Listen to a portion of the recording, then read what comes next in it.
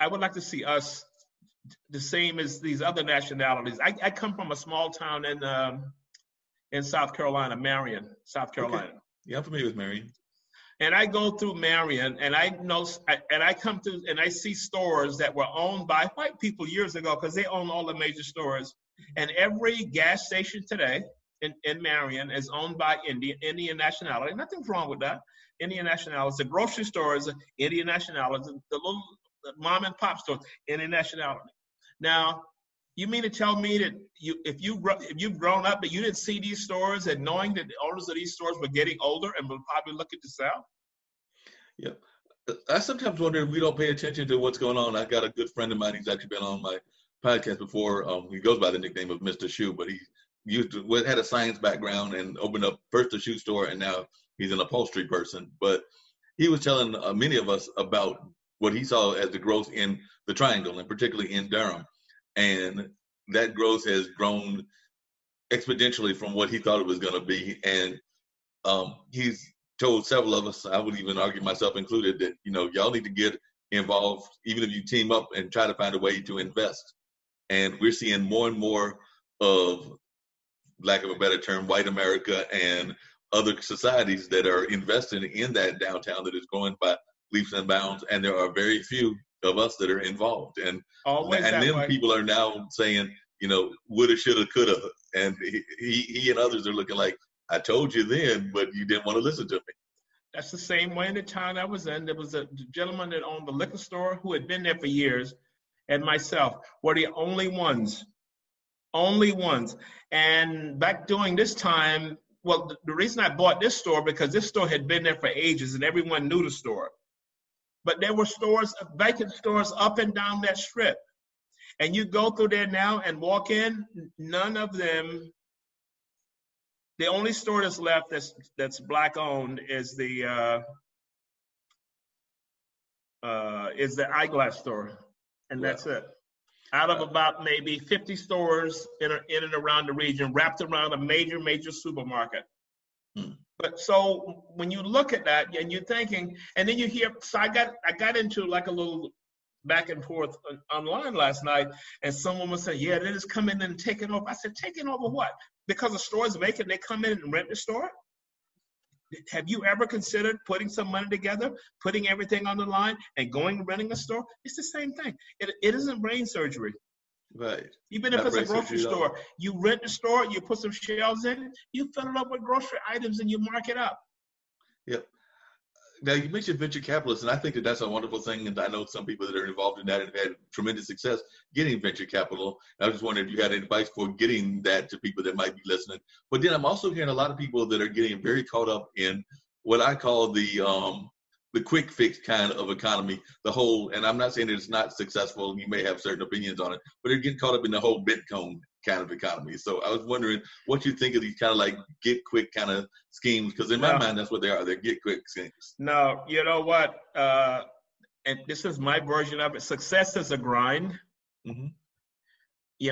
There's this thing in life called the iceberg theory. You only see the top of it, and people see success. Then I have this picture on my desk because I don't work from home. Can't work from home, so I have an office downtown, and I have this photo on my desk, and it shows the iceberg, the tip of the iceberg. You see that it says success, and under that it says hard work, sleepless nights, and it lists a whole host of things. So some days I sit and I look at that, and I said, "That's right." Because I'm at this stage now, but people walk and see me walking in, driving nice cars, totally dressed, and they said, wow, they only see the tip of the iceberg. They don't see the underpinnings of that to get to that point. So it's a grinding out thing. I mean, even if you were a doctor and you were to open an office and patients started coming in, it takes a while to build that practice. Mm-hmm. If you were a lawyer and you hang a shingle out and you're trying to drum up business, being a legal counsel or whatever, it takes time. Anything to get rich quick, you can lose it quick. And this Bitcoin coins and all these kinds of things, I don't understand it. I don't want to understand it because it's not for me. Right. Yeah. That makes a lot of sense. And I'm seeing so many people that are trying to get into that. And I'm like you, I don't understand it either. Now, what about venture capitalists? How would you suggest somebody go about finding the venture capitalists? Because I know a lot of folks are always having their business ideas and they want venture capitalists because they might have an idea that's a little bit more cash extensive, like you just said, and they don't have necessarily those cash flows themselves. So in your mind, what's the best way to go about trying to find these venture capitalists? Well, in every neighborhood or every town, people with money. So I think don't get caught up on the venture capitalist. He's a venture capitalist. If they have money or the appearance of money, these are the people you ask. Right. And it could be someone in your town who's retired and who's done well. And if your pitch is strong and you can actually walk them through, tell them the story, there may be an opportunity there to say, you know what, I'll give you this to do this. Right. Because people do it all the time. This gentleman he was trying to raise $1 million. And I said, how are you going to do this? He said, you're looking for one investor or you're looking for multiples? He said, no, I don't want to do multiples. But if you bundle it and you bring a group together of 10 people and everybody puts in 100, we can go with that. So the word venture capitalist is a buzzword. Right. Where do you find them? First of all, the ones that are venture capitalists, you couldn't get to them anyway. Mm-hmm. The guys in the West are known for that. I forget. Kleiner Perkins is one in the IT industry. I know a gentleman who's a major venture capitalist in New York. He and I were on a panel years ago, and we still keep in touch from time to time. Now, he's a venture capitalist. He's invested in so many things. The guy's an uber wealthy individual. But he's considered a venture capitalist. Now, because I know him, I could get an audience with him. Now, whether he would write a check, that's something that's totally different. If you go back and read the WeWork story, mm-hmm. It's an excellent article on how WeWork, the gentleman that founded it, was able to secure capital through venture capitalists. Mm-hmm. It's an interesting story for someone thinking that, but that's at a different level. If I'm trying to open a grocery store across the street, they're not even going to listen to that because they have a threshold.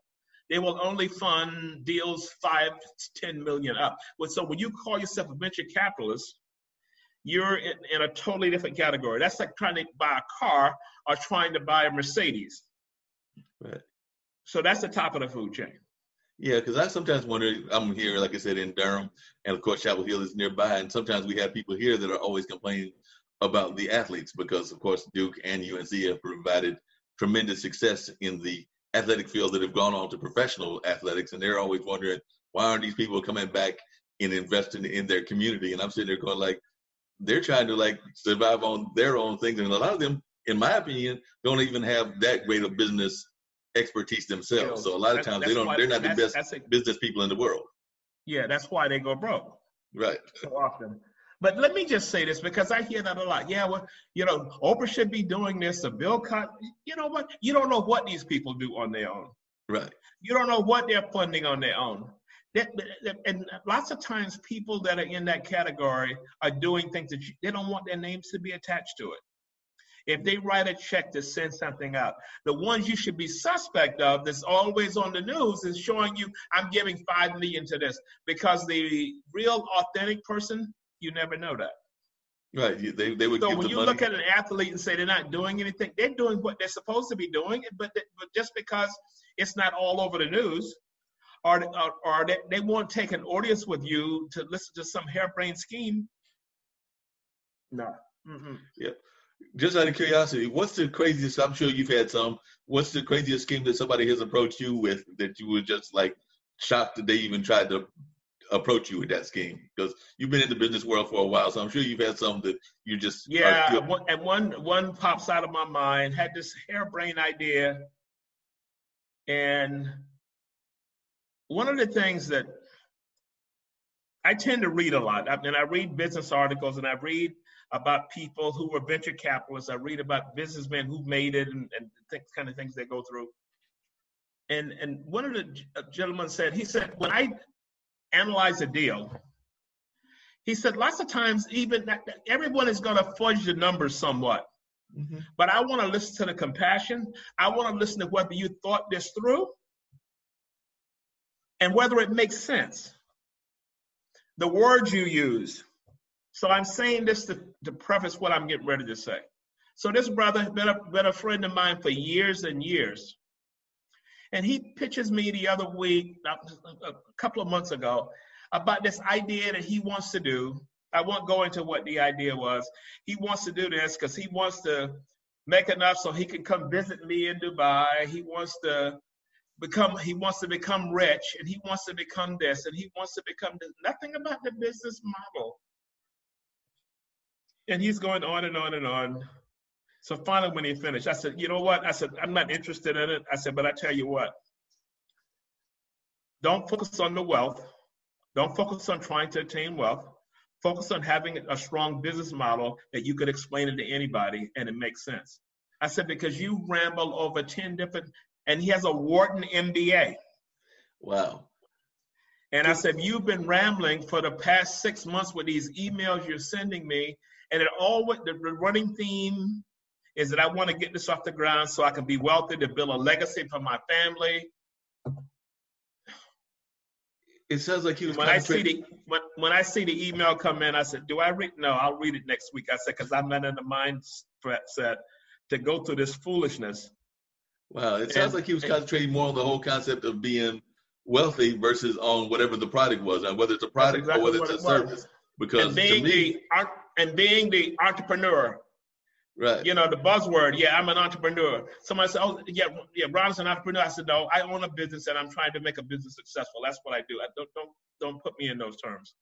Yeah, because that is very much of a buzzword. And the ones that seem to be successful to me are the ones that have a passion about it, whether it's, like I said, I have some creative entrepreneurs that are having some great businesses. I have some in the spirit world in terms of liquors and things of that nature, and even some in some other business fields, but they all have the common ground that I see in them, and some of them have been on the podcast, some I just know personally, but the common theme is that they all seem to have a passion for their product or a passion for their service. It's not about just the lifestyle, because once you get into the lifestyle, you've defeated the purpose. It's not about the windfall that's coming in and all those kind of things. It's not about that.